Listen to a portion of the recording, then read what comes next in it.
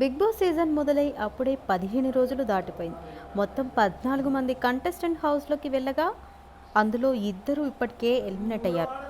మొదటి వారం బేబక్క అవుట్ అవ్వగా ఇక రెండో వారం శేఖర్ భాషా ఎలిమినేట్ అయ్యారు.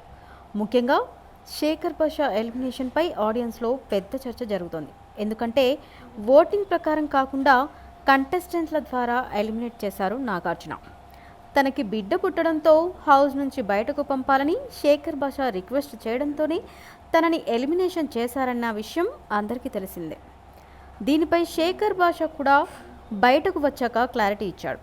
ఇక తాజాగా హౌస్ నుంచి మరొక క్యాండిడేట్ కూడా ఇలా బయటకు రాబోతున్నాడు అంటూ వార్తలు వస్తున్నాయి. మరి ఇందులో నిజం ఎంత? బిగ్ బాస్ హౌస్లో కంటెస్టెంట్ ప్రేరణ ఇంట్లో విషాదం చోటు చేసుకుంది. ప్రేరణ భర్త శ్రీపతి వాళ్ళ అమ్మమ్మ తాజాగా కన్నుమూశారు. మరి ఈ వార్త బిగ్ బాస్ ప్రేరణకి చెప్తారా? చెబితే ఆమె ఎలా రియాక్ట్ అవుతుంది? హౌస్లో ఉండాలంటుందా లేదా అనేది డౌట్. అయితే ఈ విషాద వార్తను ప్రేరణకు చెప్పినా అది ఆడియన్స్కి చూపించే అవకాశం లేదట. అందుకే కేవలం ఈ విషయం ప్రేరణకు మాత్రమే చెప్పే అవకాశం ఉంది. కానీ దాదాపు ఆమెని బయటకు పంపడం మాత్రం కష్టమే.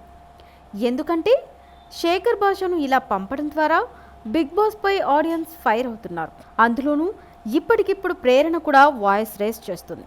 మొన్న నామినేషన్లో నబిల్ విష్ణుప్రియతో గట్టిగానే డైలాగ్ వార్ నడిచింది. అలానే నిన్నటి ఎపిసోడ్లో కూడా మణికంఠతో ప్రేరణకి వాదన నడిచింది. ఇలా లేటెస్ట్గా వదిలిన ప్రోమోలో కూడా మణికంఠ విష్ణుప్రియలతో గొడవ నడిచింది. సో ఇలా వర్కౌట్ అయ్యే విషయాలు జరిగినప్పుడు బిగ్ బాస్ హౌస్లో నుంచి బయటకు పంపే ప్రసక్తే లేదు.